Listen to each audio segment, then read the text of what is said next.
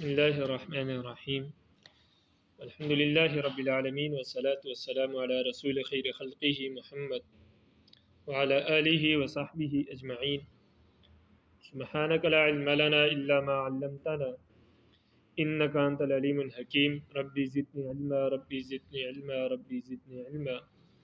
ربي اشرح لي صدري ويسر لي أمري واحلل عقدة من لساني يفقه قولي باب نکاح الرقیق، غلام کے نکاح کا بیان، یعنی غلام جو ہے اس کے نکاح میں کیا شرائط ہے اور غلام کے نکاح کے کیا مسائل ہے۔ غلام، یہاں صرف غلام کا ذکر ہے لیکن اس میں رقیق میں لونڈی اور غلام دونوں آتے ہیں، یعنی غلام چاہے وہ لڑکا ہو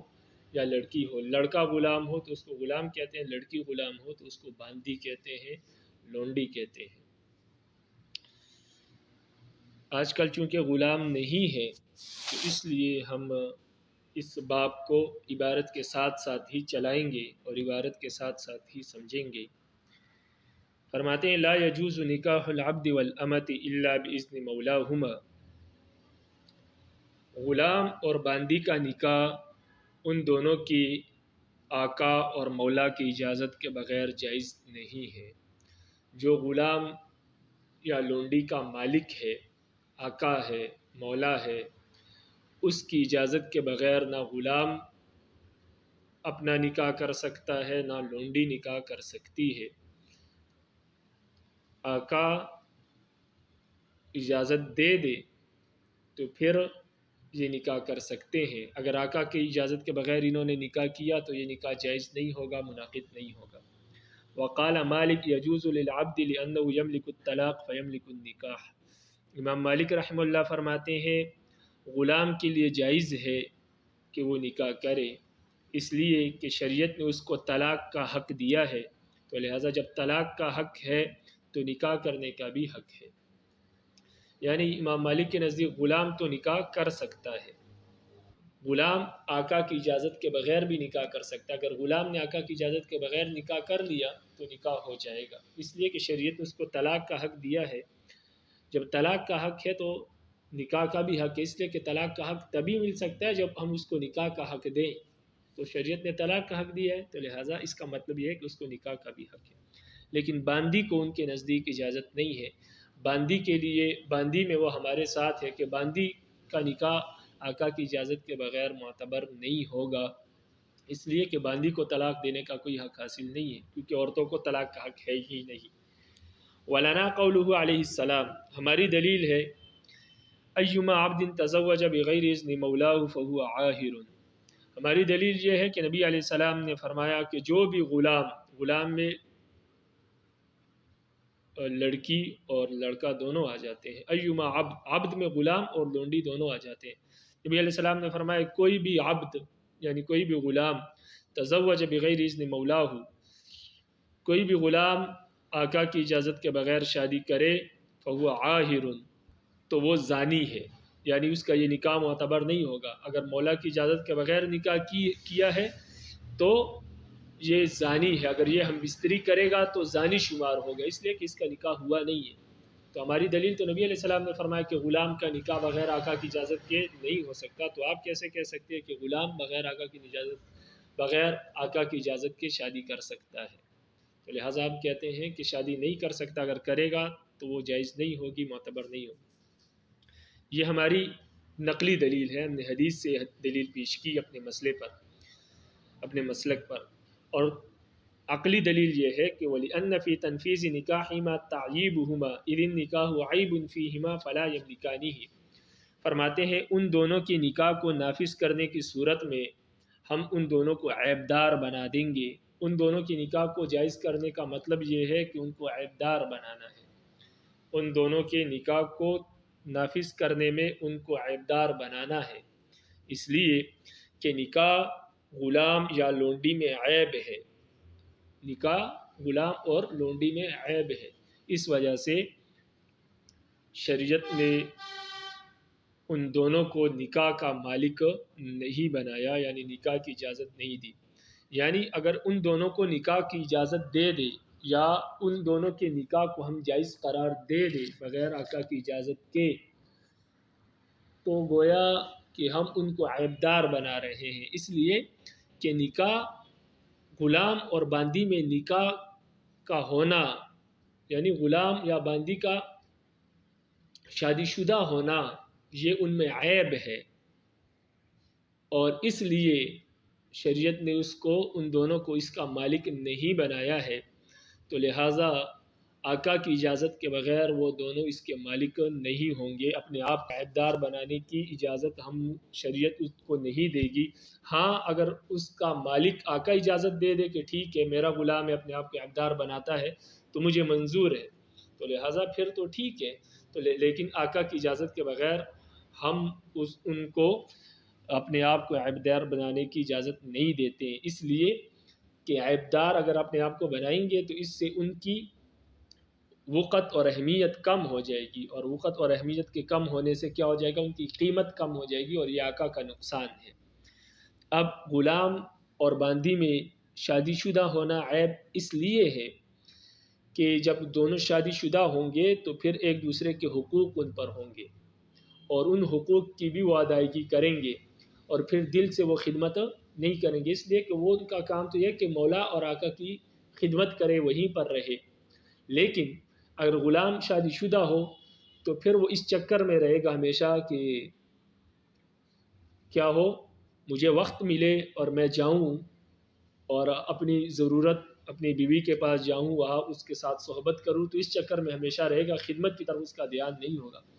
اور لونڈی میں یہ عیب اس لیے ہے کہ پھر آقا اس کے ساتھ صحبت نہیں کر سکتا جب وہ شادی شدہ ہوگی، اور اسی طرح جس طرح غلام خدمت میں سستی کرے گا تو وہ بھی کرے گی، اس لیے کہ وہ بھی پھر اسی چکر میں ہوگی کہ شوہر آ جائے یا میں شوہر کے پاس چلی جاؤں، موقع مل جائے، تو پھر موقع کی تلاش میں رہیں گی، اس لیے یہ عیب ہے،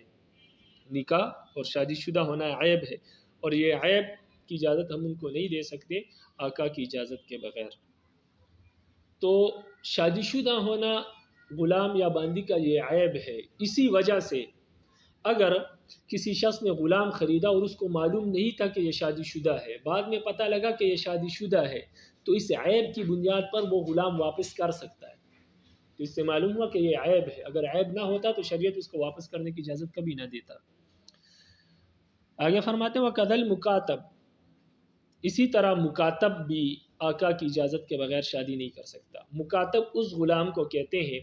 جس کے ساتھ آقا نے یہ ایگریمنٹ کیا ہے کہ آپ مجھے اتنے پیسے کما کر دے دو، میں آپ کو آزاد کر دوں گا۔ مثال کے طور پر ایک غلام ہے، آقا اسے کہتا ہے کہ آپ مجھے 2 لاکھ روپے کما کر دے دو، میں آپ کو آزاد کر دوں گا۔ اب وہ کیا کر رہا ہے، کام میں لگا ہوا ہے، دن رات کام کرتا ہے، آقا کو پیسے لا کے دیتا ہے، جب 2 لاکھ پورے ہو جائیں گے وہ آزاد ہو جائے گا، تو اس کو مکاتب کہتے ہیں۔ اس کے ساتھ ایگریمنٹ ہوا ہوتا ہے، یہ بھی غلام ہوتا ہے لیکن اس کے ساتھ ایگریمنٹ ہوا ہوتا ہے کہ اتنے پیسے کما کر دو تو آپ کو آزاد کر دو۔ تو فرماتے ہیں کذالک المکاتب، یعنی اسی طرح مکاتب بھی ہے، یعنی مکاتب بھی آقا کی اجازت کے بغیر شادی نہیں کر سکتا، اگر کرے گا تو وہ شادی اس کا وہ نکاح جائز نہیں ہے، آقا کی اجازت کے بغیر مکاتب کا نکاح جائز نہیں ہے۔ لأن الكتابة أوجبت فك الحجر في حق الكسب فبقي في حق النکاح على حکم الرق، اس لیے کہ ایگریمنٹ کی وجہ سے کمانے کے حق میں تو اس کو اجازت ہے، کمانے کی حد تک تو وہ غلامی سے آزاد ہے، جب چاہے کمانے کے لیے چلا جائے، آقا کی خدمت اس کے ذمہ نہیں ہے، وہ جب چاہے کیونکہ اس نے ایگریمنٹ کیا آقا کے ساتھ، تو کمانے کی حد تک تو وہ آزاد ہے، جب چاہے کمائی کے لیے جائے۔ لیکن کمانے کے علاوہ نکاح کے حق میں اور باقی کاموں کے حق میں وہ اب بھی غلام ہے، وہ غلامی کے حکم پر ہی ہے، لہٰذا پورا آزاد نہیں ہے، صرف کمانے کی حد تک آزاد ہے، تو کمانے کی اس کو اجازت ہے، باقی تمام معاملات میں وہ اب بھی غلام ہے، تو لہٰذا نکاح میں بھی وہ غلام ہے، اس لیے اس کا نکاح بغیر آقا کی اجازت کے معتبر نہیں ہوگا۔ ولہذا اسی وجہ سے کہ وہ باقی معاملات میں غلام ہے، اسی وجہ سے لا یملک المکاتب تزویج عبدہ ویملک تزویج امتہ لأنہ من باب الاکتساب، اسی لیے مکاتب اپنے غلام کی شادی نہیں کروا سکتا لیکن اپنی لونڈی کی شادی کروا سکتا ہے، اس لیے کہ لونڈی کی شادی کروانے سے مہر حاصل ہوتا ہے، یعنی مکاتب جو ہے وہ کمائی کے حق میں آزاد ہے، اسی وجہ سے وہ اپنے غلام کی شادی نہیں کروا سکتا، کیونکہ غلام کی شادی کروائے گا تو لازمی بات ہے جو مکاتب کا آگے غلام ہے، مکاتب کام کرتا ہے نا، غلام ہے لیکن وہ کام کرتا ہے، اب کام کرتے کرتے اس نے غلام خرید لیا تجارت میں، تو اب اس غلام کی شادی وہ نہیں کروا سکتا، اس لیے کہ غلام کی شادی کروائے گا تو مہر دینا پڑے گا، تو شریعت اس کو اجازت نہیں دیتی کہ آپ ایسے کوئی کام کریں اس میں آپ کا مزید خرچہ ہو، سب سے پہلے اپنے آپ کو آزاد کرے پھر باقی کاموں کی اجازت ہے۔ جس چیز میں کمائی نہیں ہے، الٹا پیسے دینے ہیں یا پیسے ہے ہی نہیں، اس میں پیسے آ نہیں رہے، تو اس کام کی اجازت مکاتب کو نہیں ہے، ان معاملات میں وہ غلام ہی ہے۔ صرف کمانے کی حد تک جن کاموں میں پیسے آ رہے ہیں، کمائی آ رہی ہے، اس کو اجازت ہے مکاتب کی، تو لہٰذا اپنے غلام کی شادی نہیں کروا سکتا، اس لیے کہ اس میں پیسے جا رہے ہیں، آ نہیں رہے، لیکن اپنی باندی کی، اپنی لونڈی کی شادی کروا سکتا ہے، اس کو اجازت ہے، اس لیے کہ لونڈی کی شادی کروانا جو ہے یہ کمائی کے باب میں سے ہے، اس سے پیسے آئیں گے، پیسے اس طرح آئیں گے کہ جب اپنی لونڈی کی شادی کروائے گا تو جس کے ساتھ شادی کروائے گا وہ اس لونڈی کو مہر دے گا، اور مہر کس کو ملے گا؟ اسی مکاتب کو جس کی وہ لونڈی ہے، تو لہٰذا لونڈی کی شادی کروا سکتا ہے، اس لیے کہ اس میں پیسے آ رہے ہیں، کمائی آ رہی ہے، تو لہٰذا کمائی کی تو اس کو اجازت ہے لیکن باقی چیزوں کی نہیں ہے، اس لیے اپنے غلام کی شادی نہیں کروا سکتا۔ وَكَذَلِكَ الْمُكَاتَبُ لَا تَمْلِكُ تَزْوِيجَ نَفْسِهَا بِدُونِ إِذْنِ مَوْلَاهَا وَتَمْلِيكَ زَوْجَةِ أَمَتِهَا لِمَا بَيَّنَ، فرماتے اسی وجہ سے کہ اس کو صرف کمائی کی اجازت ہے، اس کے علاوہ کسی دوسری چیز کی اجازت نہیں ہے، اسی وجہ سے لا تملک تزویج نفسها، یہ مکاتب جو ہے اپنی شادی کروانے کا حق نہیں رکھتا، اپنی شادی یہ نہیں کروا سکتا آقا کی اجازت کے بغیر، اس لیے کہ اپنی شادی کروائے گا تو الٹا یہ مہر دے گا، اس کے پاس کچھ نہیں آ رہا، لیکن آقا نے اس کو صرف کمائی کرنے کی اجازت دی ہے، پیسے لا کر دو، پیسے خرچ کرنے کی اجازت نہیں ہے، لہٰذا اپنی شادی کروانا اور باقی معاملات میں یہ غلام ہی ہے، صرف ان معاملات کی اجازت ہے جس میں اس کے پاس پیسے آ رہے ہیں، تو فرماتے ہیں اس لیے اپنی شادی نہیں کروا سکتا آقا کی اجازت کے بغیر، اور اپنی لونڈی کی شادی یہ فرماتے ہیں کہ اپنی مکاتب اپنی شادی کروانے کا حق نہیں رکھتا آقا کی اجازت کے بغیر، لیکن اپنی باندی کی شادی کروانے کا حق رکھتا ہے، اس کا یہ مالک ہے، اس دلیل کی وجہ سے جو ہم نے بیان کی، اور وہ دلیل یہ ہے کہ باندی کی شادی کروائے گا تو اس سے پیسے آ رہے ہیں، مال آ رہا ہے، اور کمائی کرنے کی اس کو اجازت ہے۔ وَكَذَا الْمُدَبَّرُ وَأُمُّ الْوَلَدِ لِأَنَّ الْمِلْكَ فِيهِمَا قَائِمٌ، اسی طرح مدبر یا مدبر اور ام ولد یہ دونوں بھی، ان دونوں کی شادی بھی معتبر نہیں ہے آقا کی اجازت کے بغیر، اس لیے کہ ان دونوں میں بھی ابھی تک ملکیت قائم ہے، یہ دونوں بھی آزاد نہیں ہوئے۔ مدبر اس غلام کو کہتے ہیں جس کو آقا نے یہ کہا ہو کہ اگر میں مر گیا تو تو آزاد ہے، یعنی میرے مرنے کے بعد تو آزاد ہے، جس طرح میں مروں گا تو آزاد ہے۔ اب اس غلام میں کچھ آزادی تو آ گئی، یہ ہمیشہ کے لیے اب غلام نہیں ہے، لیکن جب تک آقا زندہ ہے تو یہ غلام ہے، تو لہٰذا جب تک آقا زندہ ہے تو اس وقت تک اس میں غلامی موجود ہے، لہٰذا یہ آقا کی اجازت کے بغیر شادی نہیں کر سکتا، جب آقا مرے گا پھر آزاد ہو جائے گا، پھر کرے گا۔ ام ولد اس لونڈی کو کہتے ہیں، اس باندی کو کہتے ہیں جس سے آقا کا بچہ پیدا ہو، آقا کا جب بچہ اس سے پیدا ہوتا ہے تو اگر آقا مر جائے تو یہ لونڈی آزاد ہو جاتی ہے، اس لیے کہ یہ اپنے بچے کی وراثت میں آ جاتی ہے، کیونکہ یہ والد کا مال ہے، اور اس کا جو بچہ ہے وہ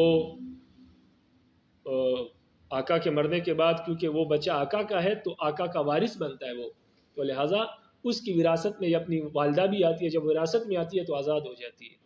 اس لیے کہ کوئی شخص اپنے جو ہے ذی رحم رشتہ دار کا جب مالک بنتا ہے تو وہ خود بخود آٹومیٹک آزاد ہو جاتا ہے، اب والدہ ذی رحم ہے تو لہٰذا وہ آزاد ہو جائے گی، ملکیت میں آئے گی، تو لہٰذا اسی طرح مدبر میں بھی کچھ آزادی ہے لیکن ام ولد میں بھی آزادی ہے، لیکن ان دونوں میں آزادی کب تک ہے؟ جب تک آقا زندہ ہے، جب تک آقا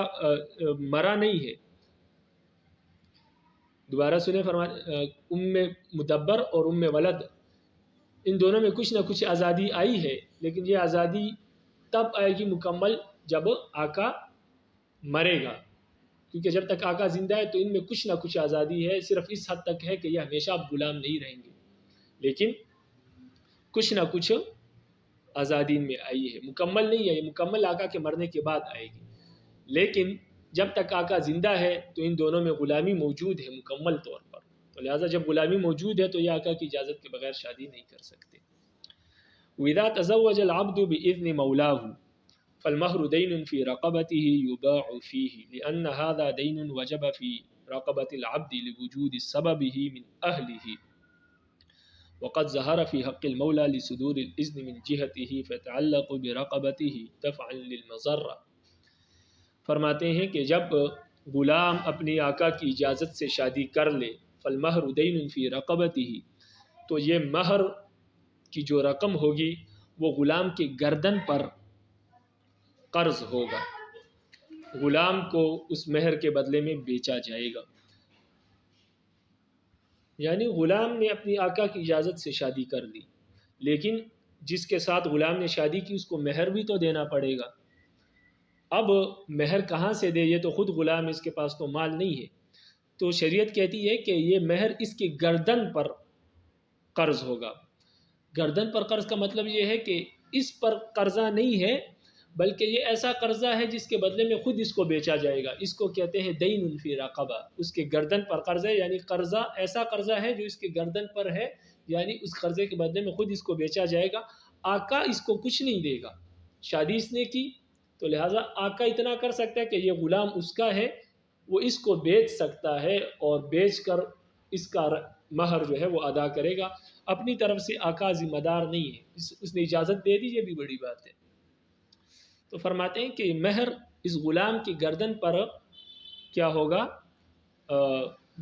قرض ہوگا، اس کو اس مہر کے بدلے میں بیچا جائے گا، اس لیے لأن هذا دین وجب فی رقبۃ العبد لوجود سببه من اہلہ، اس لیے کہ یہ مہر جو ہے یہ قرضہ ہے جو اس کے غلام کے گردن پر واجب ہے، اس لیے کہ اس قرضے کا سبب پایا گیا، اور سبب اس کا کیا تھا؟ نکاح۔ مہر قرضہ ہے لیکن مہر آیا کہاں سے؟ نکاح کی وجہ سے، اور نکاح اس نے خود کیا ہے اور یہ نکاح کا اہل بھی ہے، تو گویا اس نے خود ایسا کام کیا ہے جس کی وجہ سے اس کے گردن پہ قرضہ آ گیا، تو لہٰذا جب قرضہ آ گیا تو اس قرضے میں اس کو بیچا جائے گا، لیکن اس کو بھی اگر آپ بیچیں گے تو بات تو وہی ہے کہ نقصان تو آقا کا ہو رہا ہے نا، کیوں؟ اس لیے کہ آقا جو ہے غلام تو اس کا ہے، جب اس کو بیچیں گے تو گویا آقا کی ملکیت سے تو چلا گیا، تو فرماتے ہیں کہ بیچا تو اسی کو جائے گا مہر میں، لیکن وقت ظہر فی حق المولا، یہ قرضہ اور یہ دین آقا کے مال میں، آقا کے حق میں ظاہر ہوگا، لصدور الاذن من جہتی، اس لیے کہ اس کی اجازت، نکاح کی اجازت آقا نے دی، جب آقا نے اجازت دے دی تو لہٰذا اب یہ غلام اس کا ہے، اب پورے غلام کی قربانی دینی پڑے گی، تو لہٰذا یہ نقصان آقا کے حق میں ظاہر ہوگا۔ فیتعلق برقبتہ، اسی وجہ سے جو قرضہ ہے وہ غلام کے گردن کے ساتھ معلق ہوگا، غلام کے گردن کے ساتھ معلق ہوگا اور آقا کے حق میں ظاہر ہوگا۔ غلام کے گردن کے ساتھ اس لیے معلق ہوگا دفعا للمضرۃ عن اصحاب الدیون، تاکہ جو قرض دار ہے ان سے تکلیف کو، مصیبت کو دور کیا جائے، کما فی دین التجارہ، جیسے کہ تجارت کے دین میں ان سے تکلیف کو دور کیا جاتا ہے تجارت کے قرضے میں۔ اب اس بات کو سمجھیں، فرماتے ہیں غلام کو ہم اس لیے بیچ رہے ہیں تاکہ جس عورت کے اس پر قرضہ ہے، جو قرض دار ہے، ان سے تکلیف دور ہو، اس لیے کہ اگر ہم ان کو کہیں گے کہ ٹھیک ہے آپ صبر کرے، غلام جب آزاد ہوگا تب آپ کو مہر دے گا، تو اس میں ان کا نقصان ہے، اس لیے تکلیف ہے، انہوں نے تو مہر کے لیے شادی کی، مہر تو ملنا چاہیے، تو اس لیے فرماتے ہیں کہ اس غلام کو ہی بیچ دیا جائے گا تاکہ ان عورتوں کا مہر جو ہے جس کے ساتھ اس نے شادی کی ہے، جس عورت کے ساتھ، اس کا مہر ادا ہو جائے اور وہ اس تکلیف سے، اس اذیت سے بچ جائے، یعنی مہر کے انتظار کی جو تکلیف اور اذیت ہے اس سے بچ جائے۔ جیسے کہ تجارت کے قرضے میں غلام کو بیچا جاتا ہے، مثلا ایک غلام کو آقا نے اجازت دی کہ آپ تجارت کریں، اب وہ تجارت کر رہا ہے لیکن نقصان کر رہا ہے، تجارت کر رہا ہے نقصان کر رہا ہے۔ اب جب نقصان زیادہ ہو جائے، کئی ساروں لوگوں کا اس پر قرضہ چڑھ جائے غلام پر، تو اب یہ نہیں ہے کہ آقا اس قرضے کو ادا کرے گا، نہیں، بلکہ اس غلام کو بیچا جائے گا اور اس سے جو پیسے آئیں گے وہ ان قرض داروں کو دیے جائیں گے۔ اب بیچا غلام کو جاتا ہے لیکن پھر بھی نقصان تو آقا کا ہی ہوتا ہے، کیونکہ غلام آقا کا ہے، لیکن آقا کو زیادہ نقصان نہیں دیا جاتا۔ آقا نے بس اس کو تجارت کی اجازت دی تھی یا اس کو نکاح کی اجازت دی تھی، اس لیے ہم کہتے ہیں کہ بس صرف اس غلام کو ہی قربان کر دے، باقی آقا سے کچھ نہیں مانگتے۔ تو اس لیے جب بھی غلام پر کوئی قرضہ چڑھے گا، چاہے وہ نکاح کی وجہ سے یا تجارت کی وجہ سے، تو اس کو اس کے بدلے میں بیچا جائے گا۔ تو فرماتے ہیں کہ یہ قرضہ غلام کے گردن پر ہے، اس لیے کہ نکاح اس نے کیا ہے، وہ اس کا اہل بھی ہے، لیکن یہ نقصان اور یہ قرضہ آقا کے حق میں ظاہر ہوگا، اس لیے کہ اجازت اس نے دی تھی، لیکن یہ قرضہ غلام کے گردن کے ساتھ معلق ہوگا، یعنی اسی کو اس پہ بیچا جائے گا اور یہ مہر یا قرضہ ادا کیا جائے گا، تاکہ قرض داروں کو، جو عورت ہے، اس کو تکلیف سے بچایا جائے، جیسے کہ تجارت میں تاجروں کو تکلیف سے بچایا جاتا ہے اور غلام کو بیچ دیا جاتا ہے، اس سے جو مال آتا ہے قرضہ ادا کیا جاتا ہے، اسی طرح یہاں پر بھی بیچ کے جو پیسے آئیں گے اس سے مہر ادا کر دیا جائے گا۔ والمدبر والمکاتب یسعیان فی المہر ولا یباعان فیہ لأنها لا يحتملان النقل من ملک الى ملک مع بقاء الکتابۃ والتدبیر فیؤدى من کسبہما لا من نفسہما۔ فرماتے ہیں کہ مدبر اور مکاتب یہ دونوں مہر کی رقم ادا کرنے کے لیے کوشش کریں گے، کمائی کریں گے، ولا یباعان، ان دونوں کو بیچا نہیں جائے گا، یعنی اگر آقا کی اجازت سے مدبر اور مکاتب شادی کر لے تو مہر کمائیں گے یہ اور مہر ادا کریں گے، ان کو بیچا نہیں جائے گا، اس لیے لأنہما لا يحتملان النقل من ملک الى ملک مع بقاء الکتابۃ والتدبیر، اس لیے کہ جب تک ایگریمنٹ، عقد کتابت اور تدبیر، آقا نے جو یہ کہا ہے کہ میں مر جاؤں تو آپ آزاد ہیں، اس کو تدبیر کہتے ہیں، اور دوسرے کے ساتھ تو ایگریمنٹ ہوا ہے، تو جب تک یہ تدبیر اور ایگریمنٹ، فرماتے ہیں اس لیے کہ جب تک عقد کتابت اور تدبیر یہ دونوں موجود ہے تو اس وقت تک یہ غلام ایک کی ملکیت سے دوسرے شخص کی ملکیت میں نہیں جا سکتا، اس وجہ سے ان کو یہ مہر ادا کریں گے اپنی کمائی سے، نہ کہ اپنی ذات سے، یعنی ان کو بیچا نہیں جائے گا۔ زوج العبد بغیر اذن مولا، جب غلام اپنی آقا کی اجازت کے بغیر شادی کر لے، وقال المولا، اور آگے سے مولا کہے، آقا کہے طلقھا او فارقھا فلیس ھذا باجازہ، تو یہ اجازت شمار نہیں ہوگی۔ فرماتے ہیں جب غلام آقا کی اجازت کے بغیر شادی کر لے اور آقا آگے سے کہے کہ اس کو طلاق دے دو، یعنی جس سے آپ نے شادی کی اس کو طلاق دے دو یا اس کو خود سے جدا کر دو، تو فرماتے ہیں یہ اجازت شمار نہیں ہوگی، یعنی اس کو ہم اجازت نہیں کہیں گے، اس لیے کہ لأنہ یحتمل الرد، اس لیے کہ آقا کی اس بات میں کہ اس کو طلاق دو، اس میں رد کا بھی احتمال ہے اور اجازت کا بھی احتمال ہے، اس لیے کہ لفظ طلاق کہنے کا مطلب یہ ہے کہ آقا اس شادی کو مان رہا ہے، اس نے گویا اس کی طرف سے یہ اجازت ہے کہ شادی، تو طلاق کا مطلب یہ ہے کہ شادی تو ٹھیک ہے میں نے مان لی ہے لیکن اب اس کو طلاق دے دو۔ اسی طرح فارقہ کا مطلب یہ ہے کہ ٹھیک ہے شادی ہو گئی ہے میں نے مان لی ہے لیکن اب اس کو طلاق دے دو۔ تو اس کی دو صورتیں ہیں، اس کے دو مطلب بنتے، ایک تو یہ ہے کہ ٹھیک ہے میں نے مان لیا ہے لیکن اب اس کو طلاق دے دو، تو وہ تو بات کی بات ہے غلام طلاق دے گا یا نہیں، لیکن آقا کی اس بات کو ہم اجازت سمجھیں گے یا نہیں؟ تو فرماتے ہیں کہ نہیں، اس بات کو اجازت نہیں سمجھیں گے، اس لیے کہ اس میں تو ایک یہ احتمال ہے کہ آقا یہ کہہ رہے ہیں کہ ٹھیک ہے نکاح میں نے مان لیا، اب اس کو جدا کر دو، اور ایک احتمال یہ ہے کہ آقا اس شادی کو رد کر رہا ہے، آقا نہیں مان رہا، اس شادی کو مان ہی نہیں رہا۔ تو فرماتے ہیں کہ ہم اس دوسرے والے احتمال کو لیں گے کہ آقا اس شادی کو مان ہی نہیں رہا اور اس کو ہم اجازت شمار نہیں کریں گے، فلیس بھی ہادہ بھی اجازت، تو یہ اجازت شمار نہیں ہوگی، لأنه يحتمل الرد، اس لیے کہ آقا کا یہ قول رد کا احتمال رکھتا ہے، لأن رد هذا العقد ومتارکته يسمى طلاقا ومفارقہ، اس لیے کہ آقا نے اس عقد کی تردید اور اس کے چھوڑنے کو طلاق اور مفارقت کا نام دے دیا ہے،